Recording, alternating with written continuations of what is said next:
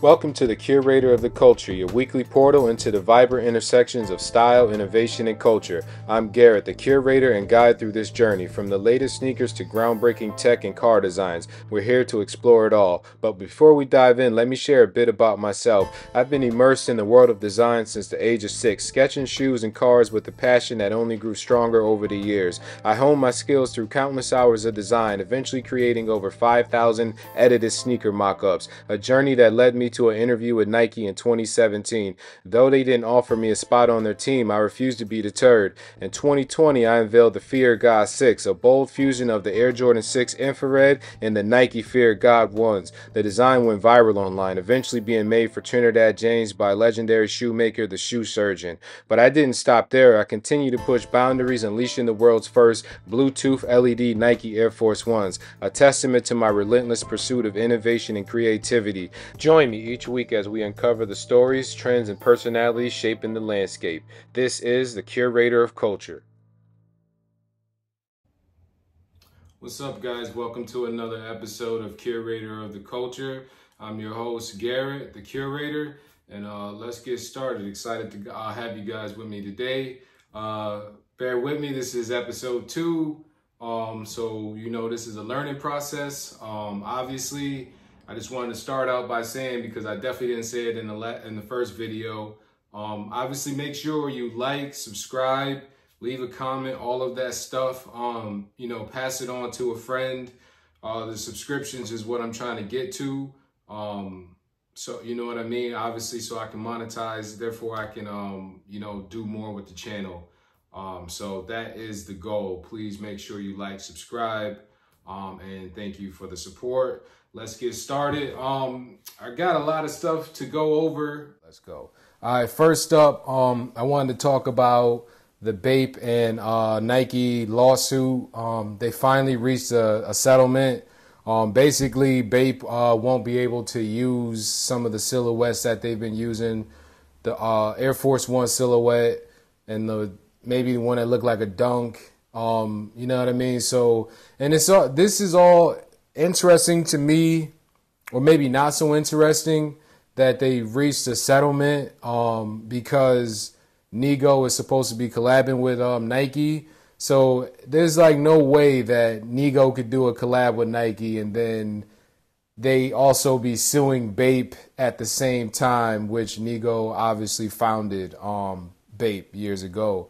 So I think they had to resolve this so they could move forward with the Nigo project. Yeah, like, I guess, these days Bape is kind of just, I don't know. Bape isn't what it used to be, at least for me. Growing up in the mid 2000s, it was the dopest brand, one of the dopest brands out. And it just got, obviously, over time, it just got watered down. They've done a billion collabs with anybody who had a name of any type, so they've watered down their brand pretty heavily, I would say. So it doesn't have the same allure as it used to at all. And I've actually never had any, I haven't had too much Bape. I had like a handkerchief or a bandana that came in like a magazine years ago. And that was probably the only piece of like actual authentic Bape that I've ever owned. But I thought that was an interesting story, so I just wanted to cover that briefly. And I noticed that I'm saying a lot, so I am going to work on consciously not. It's just, in my talking, especially, I don't know, I just, I can get the rambling and it's just something that comes out. It's just, I don't know, even when I know what I'm about to say, or at least what I want to say. So, yeah. All right, next we can move on to the Apple Air Max 1s. Apple Air Max 1, pretty much. A PE for Tim Cook that they just recently unveiled when they did a keynote for the new Apple iPad Pro lineup, basically. So he wore them on stage or during the presentation. And I think, I just wanted to touch on them because that's one of the first that I know of Apple and Nike doing, especially like a PE. So it's definitely something worth talking about. I think they look okay. Not my, like they're basically white with some splash of color. They look very much like they could be a Pride shoe. If if you didn't have any context to them, you'd be like, oh, that. And to be honest, it wouldn't be a bad Pride shoe. You know what I mean? So yeah, I thought it was cool, and they also used the new like iPad to design the shoe on the iPad. So there's that aspect of it, which actually led me to I wanted to share Air Max that I did years ago when I was first starting out. That was basically based off of me using Photoshop. So I basically created a shoe that used a bunch of different Photoshop elements to it, just to kind of celebrate Photoshop and what it was able to do for me, at least creatively. So yeah, I will. It'll obviously be on the screen. I'll make sure to show you guys. Next up, the Salehi sneaker, like the new one. It looks weird. It's different, which I appreciate. I don't think it's necessarily anything for me, especially this new color that debuted. I don't particularly care for the shoe that much, personally. Shout out to him though, Salehi. I don't know how many people know, but he actually went to Syracuse University, which I am from Syracuse, so obviously that is a cool connection. I hope to meet him, you know what I mean, because he's done some very cool stuff in the industry over the years. I do think his trajectory, I don't want to say his trajectory is cooled down, but think about like when those Crocs clogs first came out that he did, like they were crazy, and they really, I would say they might have changed. They definitely helped change and mold, no pun intended, the foam culture type. You know what I mean? It was obviously the Yeezy runners or foam runner, I think they might be called, and then it was the Salehi Crocs that were everywhere. And so, yeah, I like the Crocs. Don't like this shoe, but shout out to him for doing something different. And it looks like he's able to really maneuver and do things he wants to do on his own, which I really appreciate. So next up, I wanted to talk about the Angel Reese Reebok deal, and why it's so. I think it's pretty cool that she went with Reebok instead of going with the typical Nike or Adidas. I do believe she got a decent bag at Reebok versus maybe if she would have went to Nike or Adidas, just because Shaq and Allen Iverson are now running it. So they obviously are both from the culture, so they understand her brand and her value a bit more than Nike would currently, I would say. So I understand why. She's obviously going to get her own signature model, she said, which is obviously dope. However, I am very worried about this because I don't think that AI and Shaq are enough to move this company forward in a positive manner. They've basically been relying on a handful of models for the last few decades, really. So they, it's not going to work if that's all you got is, if you keep bringing out these same models. And Reebok has a great back catalog as well. Obviously, they need to dig in and see, what they can find. But I also think it's maybe the talent on the team of Reebok. And I don't know who they got there or what they're doing, but I think they could use some help in that area if they're really going to try to push her to move units for the brand. They're gonna have to really do something to shake it up, and I'm not sure what they'll be capable of doing. So it's very interested to see moving forward, what they're going to do. They did also, at least I seen a new PE that they gave her. It's a white and pink low top. I'm not sure of the name of the shoe, but it looks like a takedown version of like the questions pretty much. And so I'm like, if that's an indicator of what she got coming,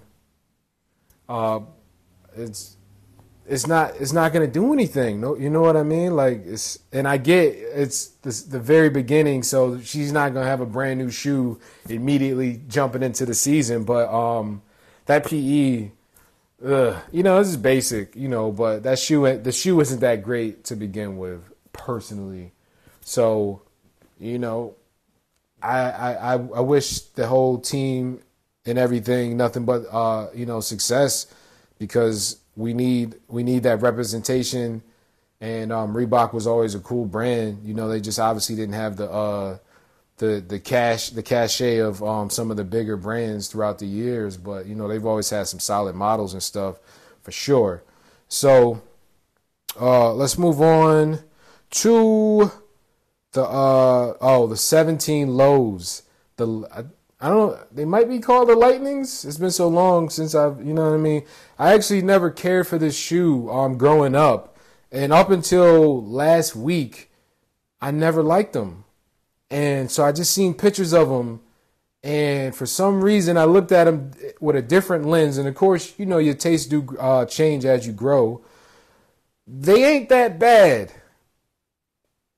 But so now it's this whole gimmick with this shoe. They aren't going to be released on sneakers, which is Nike's biggest platform for releasing shoes. So if they aren't going to be released on Nike's biggest platform, that immediately is going to create more demand. So I believe they're hyping, like that's the first step of hyping demand for the shoe, is not putting them on sneakers. And then they are bundling the shoe with the briefcase that came with the 17 highs. So originally the 17 lows never came with a briefcase. So now they're putting a briefcase with the shoes, which is going to add to the hype plus the demand. And they're going to retail for $300. So the 17 pluses that released, I think, in 2017, maybe. Correct. I might fact check it. I don't want to, but I might. I think they dropped in 2017, and those retailed for a crazy number of like $275, I think. And those came with a regular box. And outside of the coppers, they did a couple colorways. And outside of the coppers, I don't think any of them other colors did very well. And like I seen the coppers in person, and they were horrible in person personally. Like they were no way worth the retail. Now I'm thinking about it. If they were $275 in 2017, that's insane. They might have been $250, which is still insane. But like just the materials on the shoe alone, like simulated leather, it was just bad. You know what I mean? Outside of nostalgia of wanting the shoe, you're an idiot for paying retail for that shoe. I don't know what else to say. With that said, I am interested to see how this release goes. If I seen some people leave comments on IG saying that maybe people are going to be selling the box, the briefcase, or once, you know what I mean, or people can't care. I mean, I don't know. The briefcase is cool. I can't lie. And so if you really wanted it, I don't know, maybe $300 isn't that bad. You know what I mean? Like if you're getting a free pair of shoes out of, if you were going to pay $300 for a briefcase, you know what I mean? Anyways, or something, like it might not be that bad. I just think the manner in which they are going is not the greatest. Like we haven't even gotten the proper 17 highs, like the original Wizards colorway, the white and reds. We got the black, the all black in the countdown pack, but I mean, so what, like what's going on? It's just a nasty cash grab, I say. I digress. Moving on. We did have the Trainer Ones pink. I don't even remember what this is. So I should probably move on from this because I don't remember what it is. So it can't be that much. I wish I would have wrote it better. Trainer One pink. Are there some Trainer Ones that are coming out that are pink? Oh, yeah, I wrote it down wrong. They aren't Trainer Ones. They are the AirTech Challenge 2s. I dyslexia, I guess, definitely, or just, I don't know. I am dyslexic, but whatever. So they are bringing back the AirTech Challenge 2s. The lavas are coming back. They're going to have a pre-aid sole, so they're going to have like the sail midsole. And then they're bringing back another OG pink colorway that were originally for women. Now they're going to bring them back as men. And I think they might have the pre-aid sole as well. I'm not 100% sure. I looked, but I don't remember. I looked a couple weeks ago. But anyways, so my only gripe with this is there are differences between the OGs and obviously this new shoe coming. But the gripe is why in the world are we getting a white and pink men's AirTech Challenge when there's so many OG colorways other OG colorways that haven't released that would probably do a lot better? Like how many men, you know what I mean? If we're getting the OG the pink joints, I can't think of the name right now. But if we're getting those, why are we getting another pink shoe in the same season? It makes no sense. That's why these are obviously going to go to clearance. Nike just keeps doing it to themselves, and I don't understand why it's so hard to like comprehend. I just don't get it. But I would cop maybe at like $60, $65, but other than that, it ain't something that I have to have. Which leads me into wanting to talk about my relationship with shoes currently. And I pretty much decided that I'm out of the game. I know it might sound crazy to some of you guys that know me, but you got to look at it from my point of view. I've been designing shoes for the better part of, actually designing shoes, most of my life. But, actually changing and manipulating current shoes with new colorways, or basically editing shoes. I've been doing that for the last 7-8 years. And without question, I know that I am the best at that. And when you know that you're the best at something, it's really hard to subscribe to something that isn't as good as something that you can do. You know what I mean? So it's like, if I make a pizza at home and I know it's the best, why in the world am I going to call Domino's for one? Or if, I give myself the best haircut in the world, why would I go to a barber? That kind of thought process. And granted, yes, I got to have shoes and I can't make my own, but I can obviously choose which shoes I do buy. And considering my collection, of hundreds of shoes, I definitely don't need more shoes at all. And so I came to the realization that, this stuff has become amazingly repetitive in the releases. Prices are going up. Quality is steadily going down.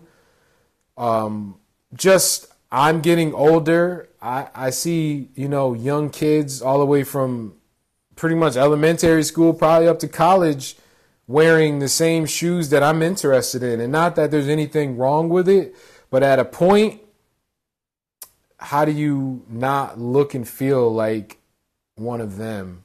Or at least you're included in that. I never forget, coming up when I would have a pair of shoes on, I see some young guy make a statement about my shoes, or, or say the name of them, and it's just like, yeah, they're just shoes, or these are old, fam, or whatever the case may be. But just the recognition now is, I guess, maybe a little too much, or it became so oversaturated that now it doesn't even seem cool to really like shoes or to be in the shoes for me.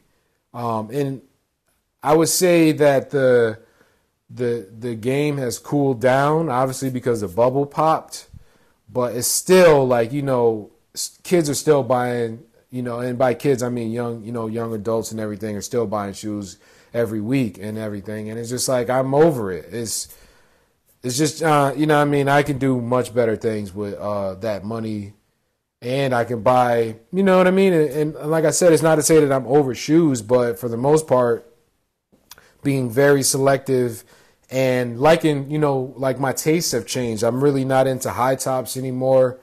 I really like just low tops a lot, low top runners, primarily, and casual joints. So that's where I am with it. And I wanted to share that just so moving forward, it doesn't sound crazy that I'm not buying any of these shoes that I'm reviewing or talking about, and at least you understand why. And again, it's not to say that I'm done with shoes, but just I'm not, not spending my bread. And I would absolutely like the dream has always been to get shoes sent to me, you know what I mean? Because I love them so much. So if if I could still get shoes and not have to pay for them, then by all means, like, please send them. But I'm not, I'm pretty much over giving these people my money, and, for the same shoes, inferior shoes, etc. Moving on. I seen something, at least an article about the Apple Vision Pro. They have been lowering the demand. I don't want to say lowering the demand, but they have been lowering the manufacturing of them because sales have been dropping. And there's no surprise that a $3,500 plus VR headset just for the masses isn't going to, do incredibly shockingly well. And while I think that it is the future without question, and this was obviously the first attempt into it from, the company that matters, they're going to develop it, but yeah, they're a bit away. 35 hundo. It's a lot. It's so, like, you can get a brand new iPhone, a MacBook, an iPad, AirPod. You could get a whole Apple ecosystem for that and probably still have money left over. Like, you could add a gamut of things and still be under 35 hundo for that thing. You know what I mean? So that's a tough sell. And I do want to experience it, and I hope to. The first time, like, I went to the mall when it had just released, and there was just a wait list to, like, view it. It wasn't long, but I just didn't want to wait, so I was like, screw it. And I just went to the mall a few days ago, and at that point I was just like, whatever. Cause I just don't want to wait. I just want to be able to put it on and just go. You know what I mean? Like, in terms of, I don't need you to explain anything to me. Just let me put it on. I'll figure everything out on my own. You know what I mean? So hopefully, you know what I mean? Hopefully I do get to experience it, at least this generation at some point.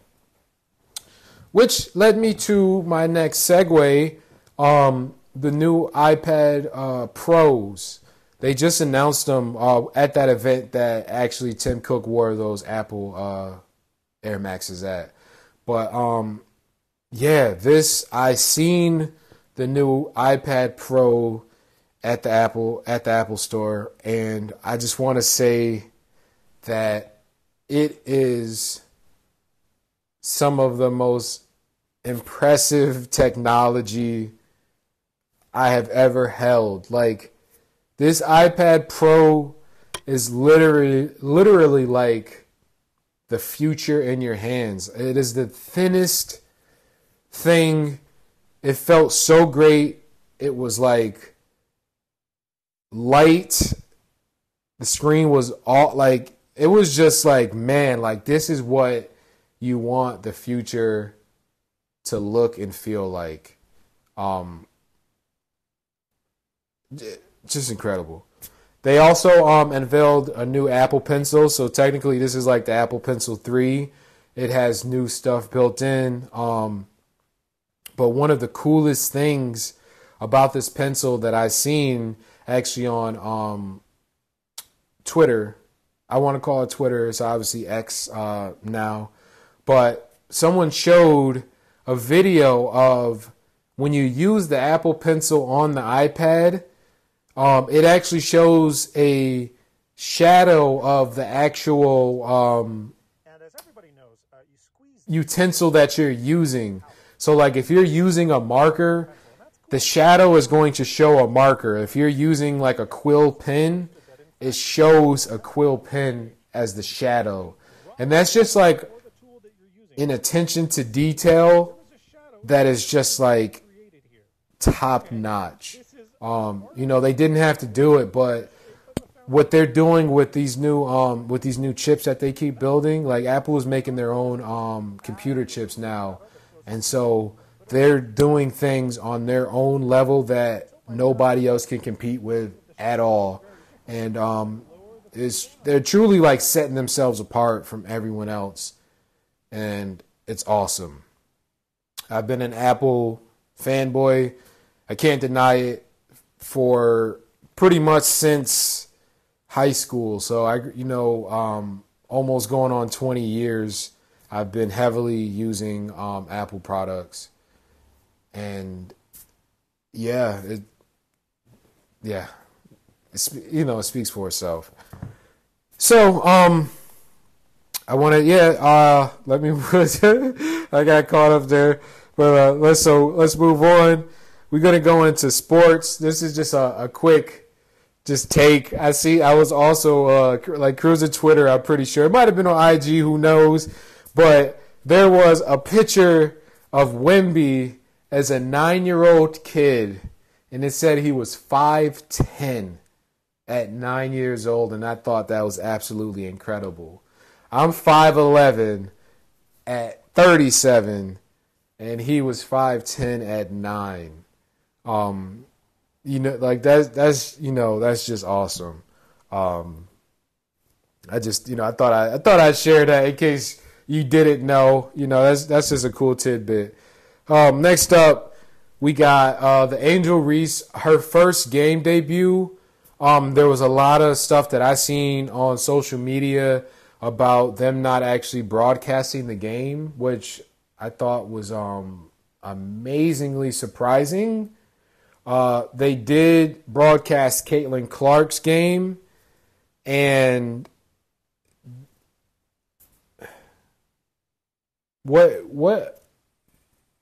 how does that look? You broadcast Caitlin Clark, but you don't broadcast Angel Reese. Obviously, one of them is the darling of the league, and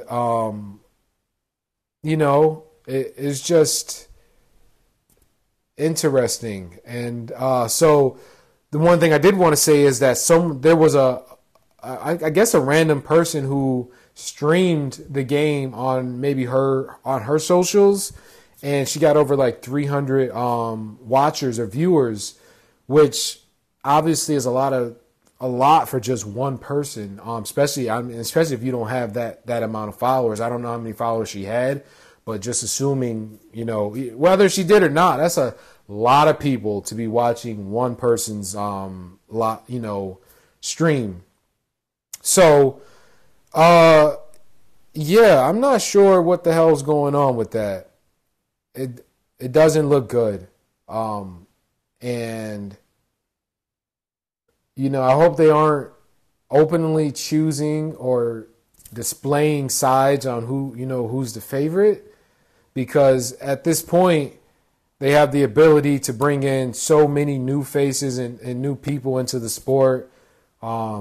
on all sides. Why wouldn't you want a white and a black player to be the top, players? It doesn't have to be one. You know what I mean? You get the white girls from from wherever they are, and you get the black girls from wherever they are.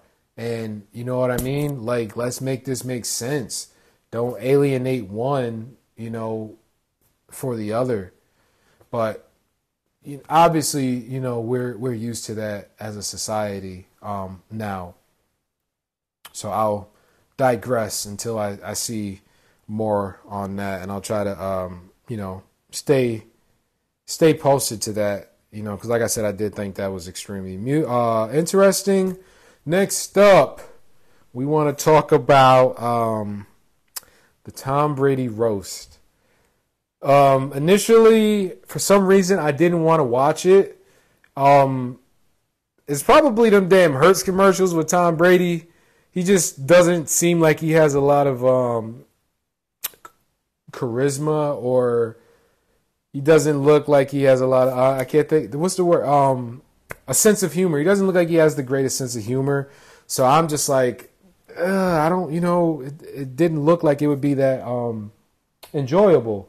But I watched it. It was also, I think, 3 hours long, which was incredible for a roast. And so I watched the whole thing, and I must say, it was great. It was absolutely great, for sure.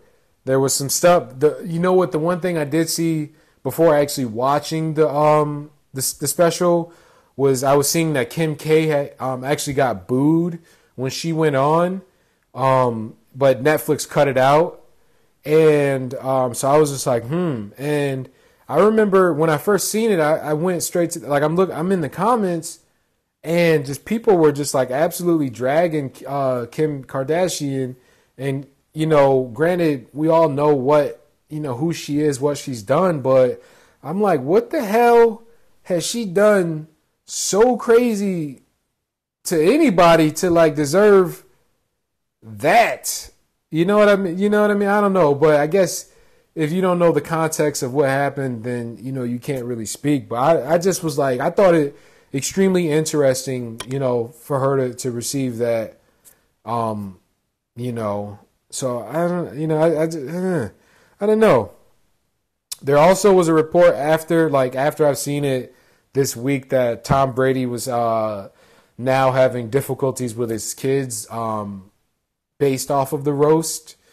And I have no idea how old his kids are, but if they're of any age to have access to social media and stuff, then obviously they're gonna get catch wind of it. And I just to Tom, it's just I don't know, did you not factor in your kids before you made the roast? Or you gotta know that you're gonna get tore apart, or I don't know, did you not speak to your kids about this before you did it? Or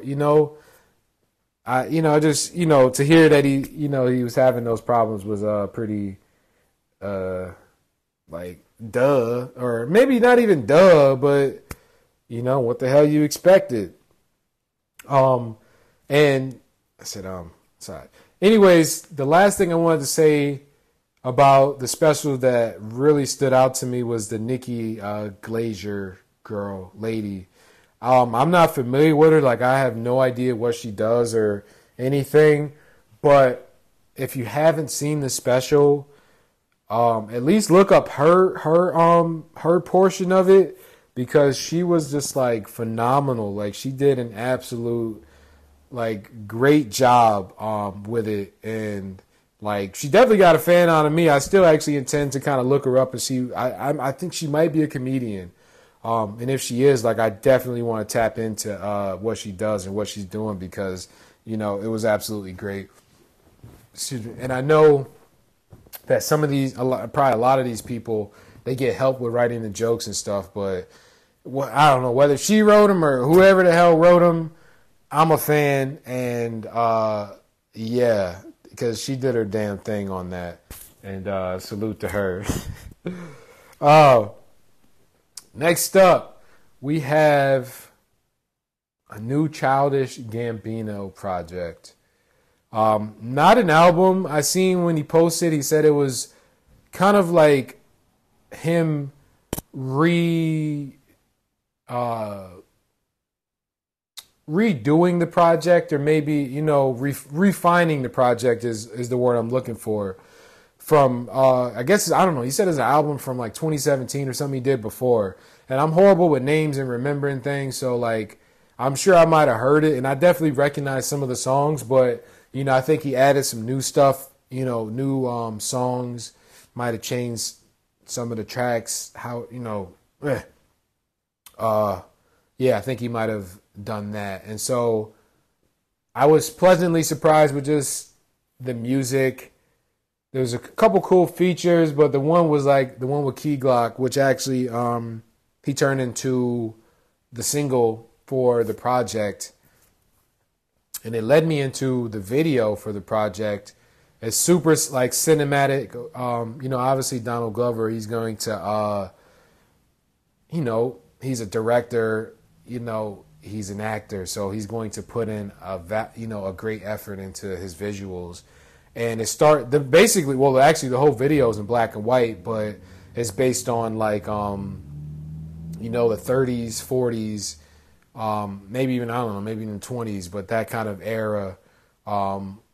And so, you know, he basically stays in character and stuff, you know, throughout the whole video, which was pretty cool.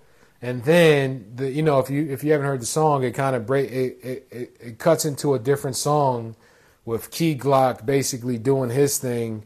And even in the video, you know, it transitions into a totally different video.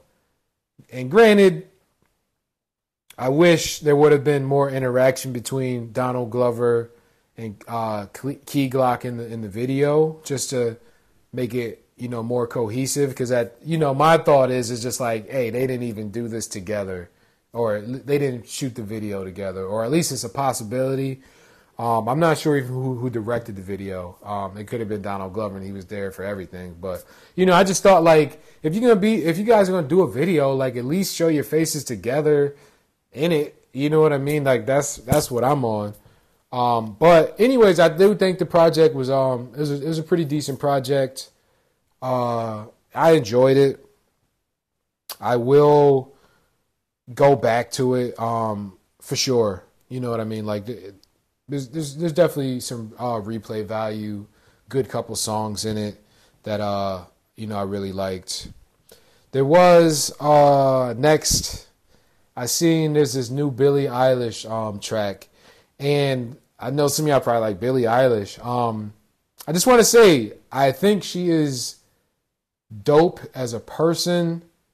I think her music is dope because she has her own lane.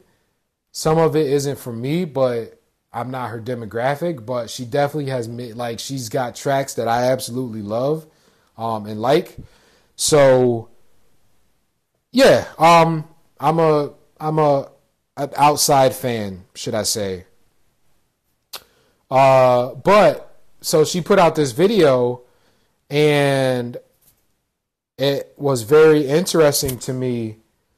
Immediately I see, like, my first thought was like, she's dressed as like a tomboy, but she's in a Supreme jersey. And we'll talk about Supreme a little later, but it's just like, Supreme. You know, when you start to look at advertising, and it's just like, this looks like the biggest advertisement ever. You know, she has a huge grasp on young women, that young generation. And so it's like, obviously, whatever she's putting on is going to push a narrative, you know. And so I was just like, I thought it was interesting. But even outside of just what she was wearing, the subject matter, she's basically talking about being interested in a girl or girls, and there's absolutely nothing wrong with that at all. But, you know, I notice more and more the narrative in music, and she has a lot of young fans, young kid fans, and it's it's always just like, man, who are you making the music for? And at some point, parents gotta step in and realize that while maybe your daughter might have been able to listen to some of that early music, she's no longer that same person, as in Billie Eilish or any artist. These artists grow, especially young ones. You know what I mean? There's always this thing where they're young and innocent, and then once they get of age, they get this bad boy, bad girl persona, and then they move into the risque part of the industry and everything, where they're obviously selling sex, drugs, kind of stuff, and it doesn't go unnoticed for me, anyways. So, I guess let me know what you guys think about what's going on in with the music that they're pushing with us, because what's going on. Next, we got the end of the beef. And while I'll say it ended exactly how I thought, or how I said it would end, and I guess, I don't know, I can't say that because there's a clear favorite in this beef. I think it was a stalemate. Lyric for lyric, song for song, there wasn't a winner or a loser, but the narrative is definitely pushed that Kendrick won the beef. And I think it's unfortunate because there was a lot of things that were said that were just ignored, especially on the side of Kendrick, or what was said about him, and it's unfortunate that we'd rather, dance to a record than to look and scrutinize someone over what they may be doing behind closed doors. And granted, it is behind closed doors, but it was said, and things were said about Drake that no one's just letting go, or at least people want to have a, they want to take issue with it. So you can't, of course, people always are going to pick sides, but in my eyes, it was a stalemate. Let me know what you guys think about that. What do you get? Who do you think won? I could say that the culture definitely won the most, because, we hadn't had no energy like that for a while. And I think now that it's sizzling off, we're going to start to get new music from like everybody. Because like I remember back in like February, I was talking to Maxo Cream. And yeah, I mean, that's a little flex, but I'm like, yo, when you dropping? And he was just like March, and so he had a rollout coming and everything. And then I think with everything that transpired, like he had to push his roll back, and I haven't spoke to him too much since. But it's just like, damn, that beef shifted the culture in terms of releasing of music, and it definitely paused everything for a good while. A month plus. So yeah, definitely one for the books. And I heard that it kind of like it was forced to end because of the pedophile talk towards Drake was starting to hurt his business relationships, which I understand. Them corporate, that obviously they don't want to be attached to it. So, they wanted to kill it,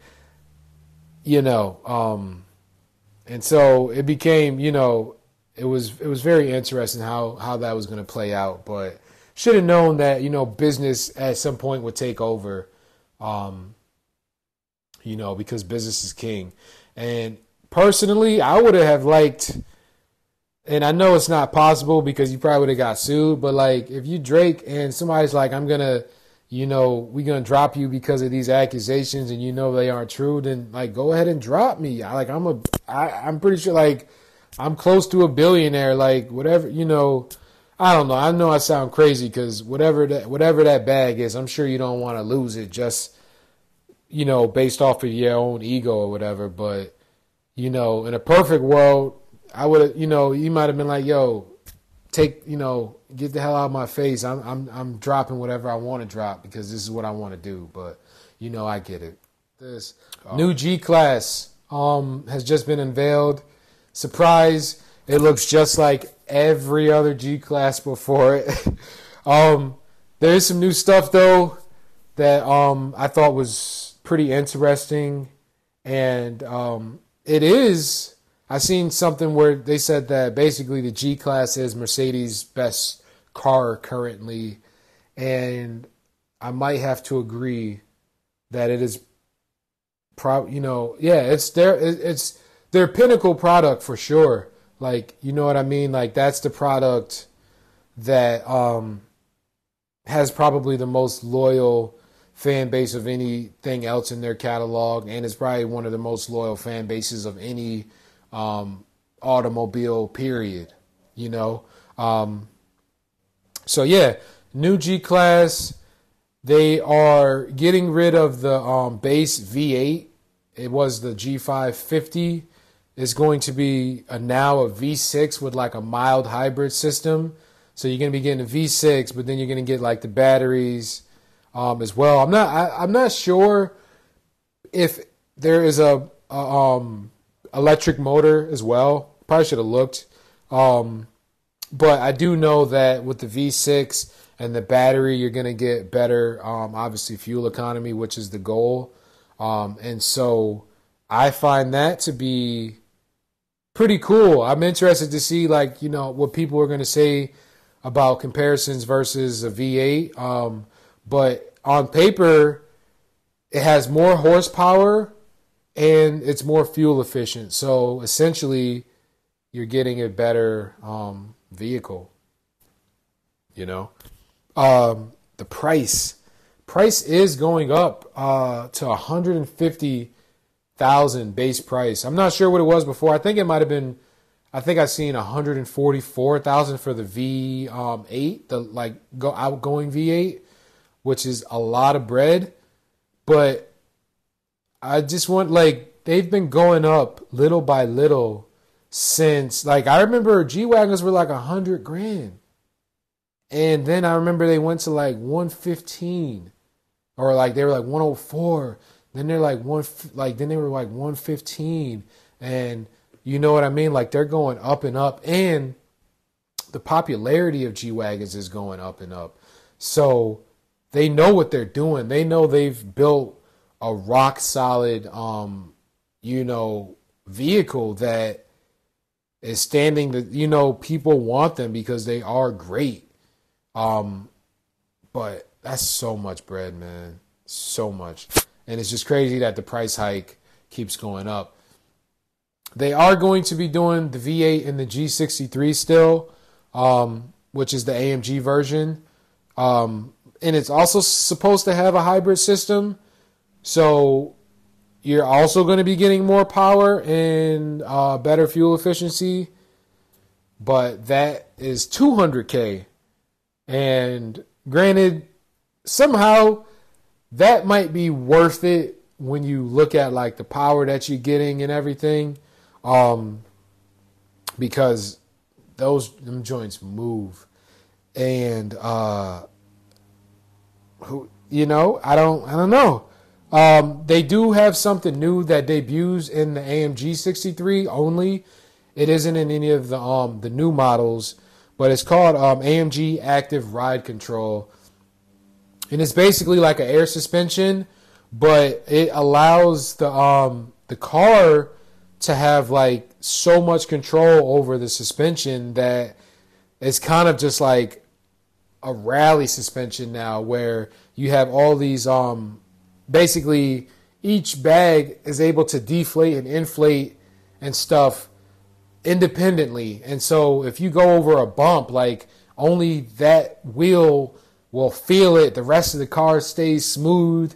And that's on off-road. And then they say like on-road, you know what I mean? When you're accelerating and all of that, it feels more like a sports car just because of the way the suspension adapts. And so I'm like, man, I'm trying to think. I've been in a G-Wagon for sure. They do sit up high, you know, and so to feel like you're in a sports car or something that is that big probably has to feel great. And I'd love to experience it. I don't know if I'd ever want a G-Wagon, but they are cool as hell. And I know they're built well. And they hold their value amazingly well. So it's one of those cars that, you know, you aren't going to really lose money if you ever buy one, which is great. So, I don't know, maybe if I ever get enough bread, I will buy one. I don't, you know, hopefully. That's definitely, something that I would love to experience. Lastly, on that, the G-Wagon, I seen something that this is the first V6 ever in a G-Wagon in the U.S. So ever since the G-Wagon's been in the U.S., I think it's since 2000 or 2001, they started officially selling them in the U.S. They've always had V8s. So I thought, you know, obviously 23, 24 years of and now getting a V6 was pretty interesting. Moving on, more Apple news. So Apple has been said to have been developing an Apple car for the last, probably going on close to a decade now. They're very close, at least 7-8 years they've been rumored to have been working on a Apple car. And no one, you know, granted, there's been talks of it just being like a system that you put in a pre-existing car. And then there's been talks of like Apple actually building a car themselves. And I believe that they've definitely tried and wanted to build their own car. I heard a few years back that they were in talks with Hyundai, which I thought was surprisingly shocking. That, you know, that duo just didn't make sense. When you think of Apple, you think of either an American brand or a German brand, just because of like the precision. So you think of like Porsche or BMW, maybe Tesla. But it's said that they're in talks with Rivian now to maybe do a joint venture. So throughout the years, Apple has canceled this car project, a bunch of times, and they lay off tons of people that work on the project and everything, and they've lost people that go to different companies, electric companies. They've got people from electric companies to work for them. So there's been you know what I mean? I don't know. Obviously, we don't know everything going on, but they just haven't been fully successful in launching, a full-scale car.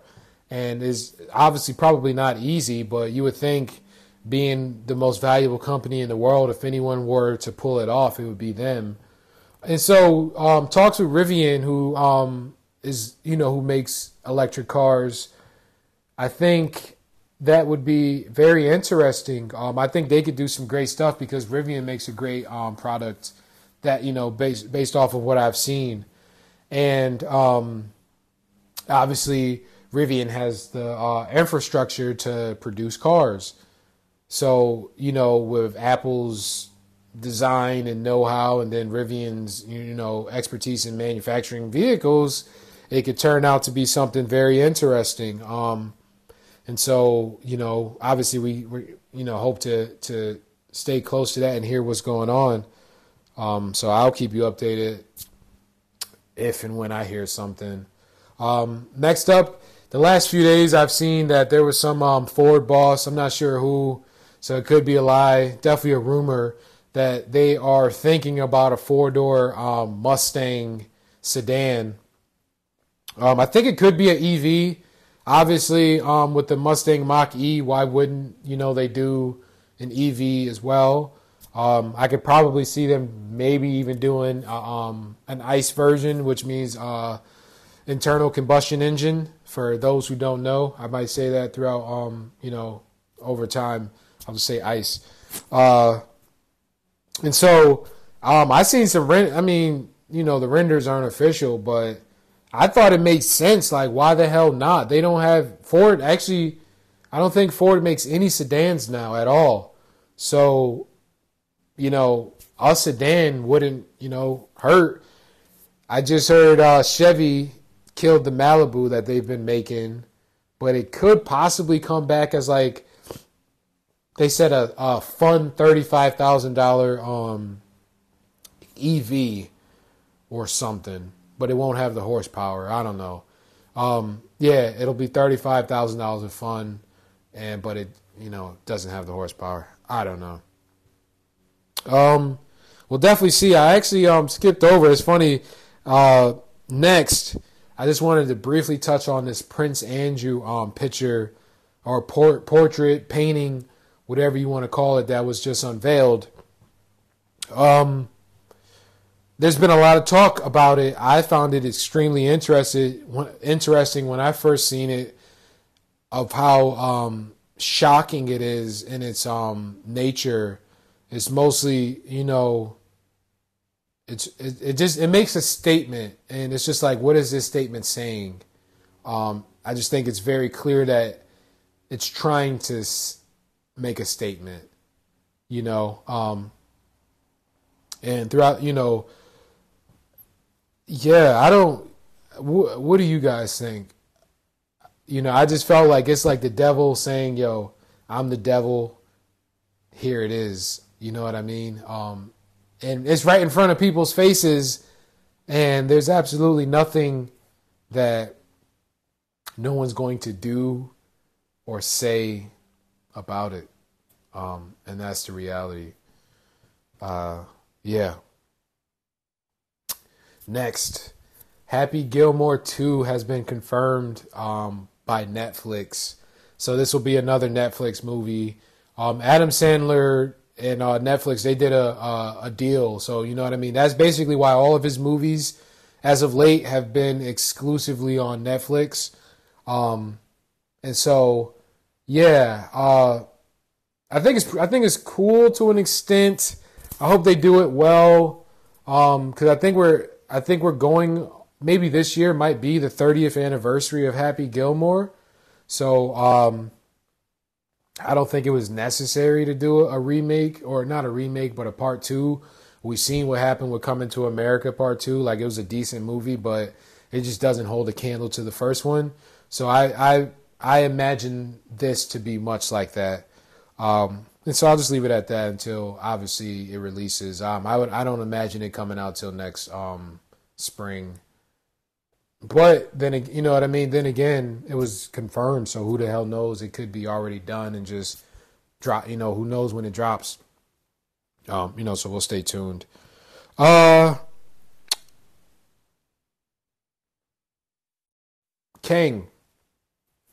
back in the Avengers. So Jonathan Majors, obviously, he went through this whole ordeal with his ex-girlfriend, where he actually was guilty of assaulting her. And immediately when this went public, Marvel, they pulled out of the deal with him, and basically, they can't support domestic violence and all of that. But it was very clear that it didn't appear that he had indeed, violated her, and it was indeed trying to get away. So I found that to be very interesting, but it was just, I just seen that he's supposed to be back in. And the whole time I was thinking, like, he's supposed to be a big part of this new Avengers moving forward.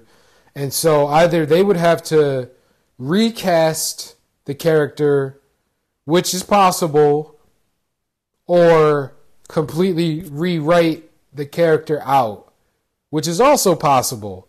But I just was like, this doesn't, he didn't do nothing.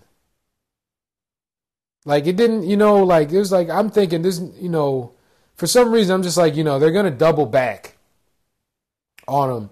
And here it is, them doubling back. And I'm glad, that he didn't, his legacy isn't going to be tarnished now from it.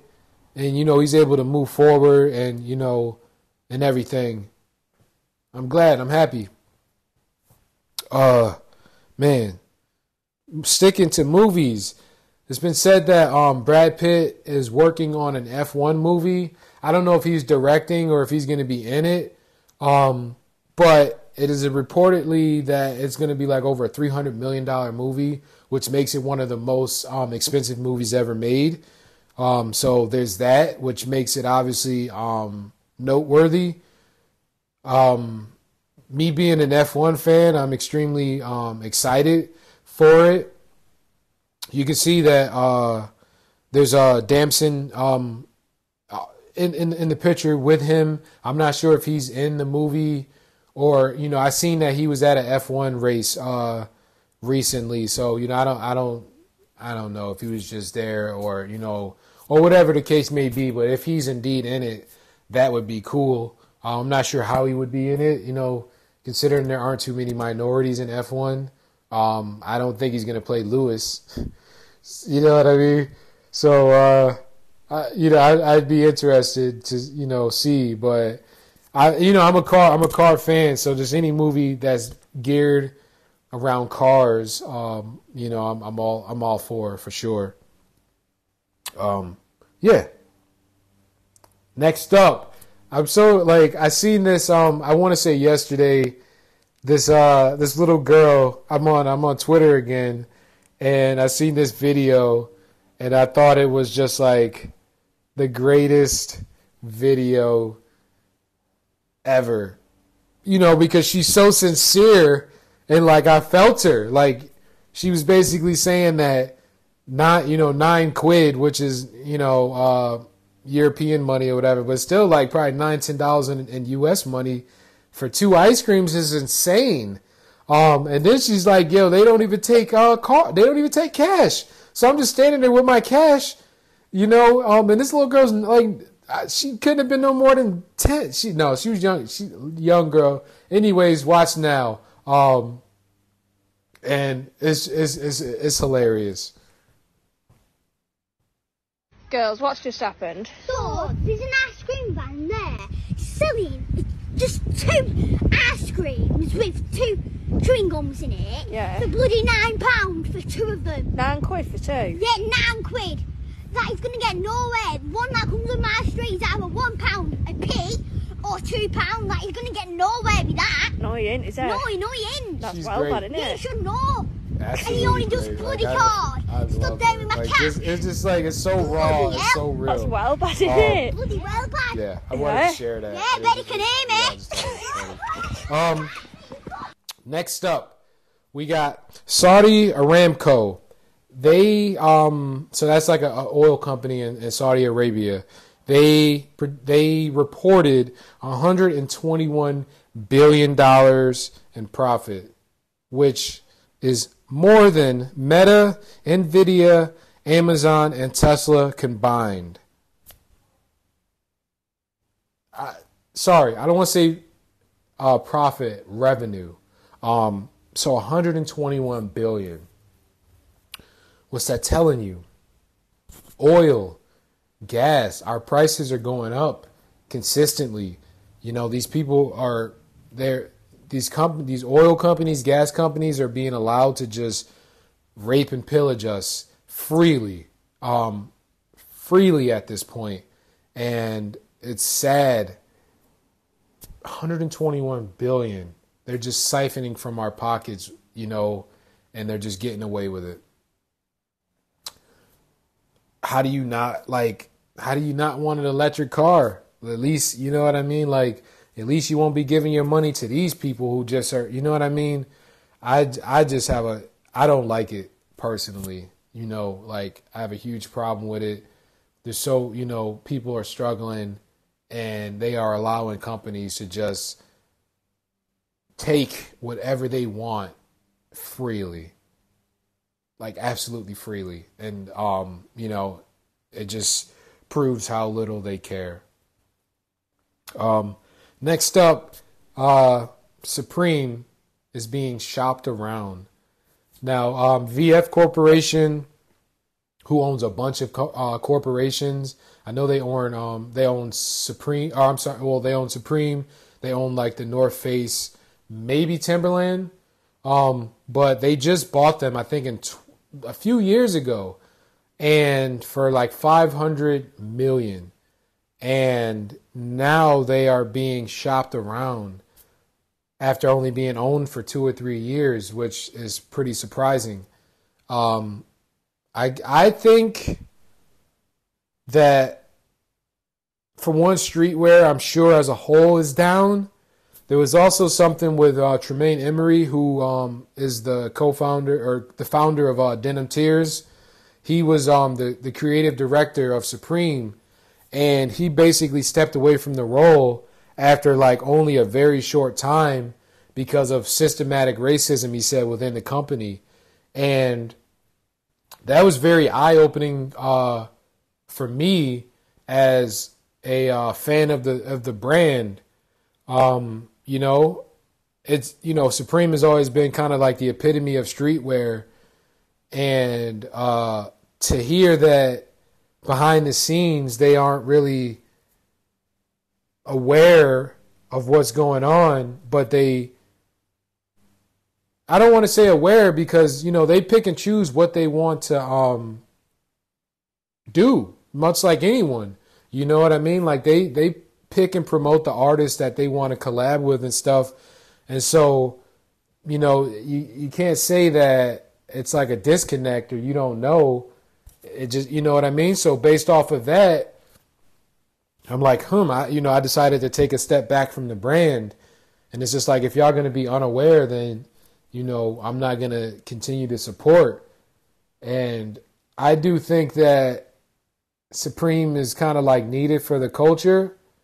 And there's a thought to me, but it was just like, yo, why, what would happen if Nike bought Supreme? Like, what would that look like? You know what I mean? They could really do some interesting things. But I don't, you know, Nike isn't in the business of acquiring too many brands. And so, you know, I'm not sure they would want to go that route.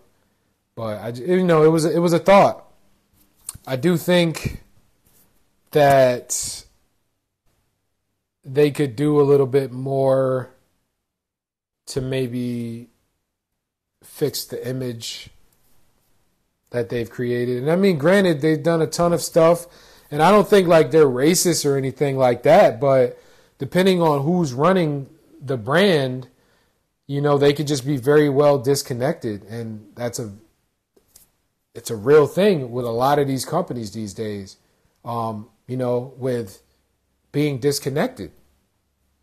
You know, so you guys weigh in. Let me know what you feel or how you feel about that as well.